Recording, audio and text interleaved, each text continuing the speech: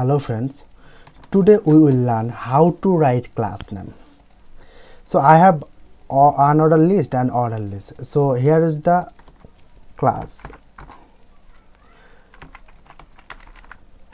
order list, sorry, there's an unordered list, and here is the class name will be order list.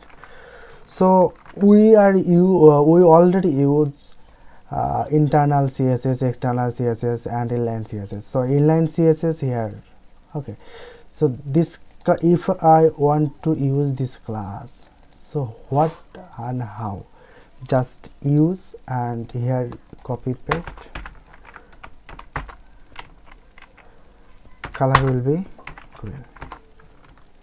So what I'm doing here, if I want to give the color by class name, just you should write class and then you should the name class.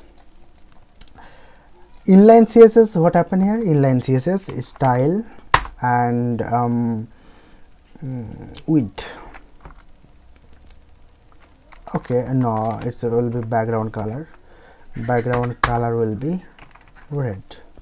Okay, background color is red, and here is the color is white.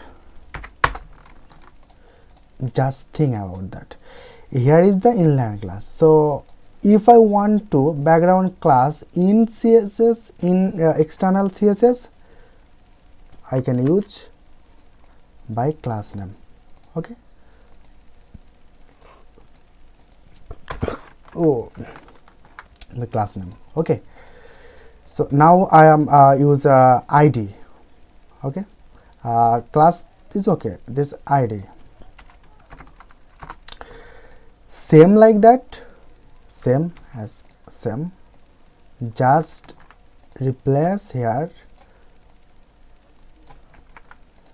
will be ID.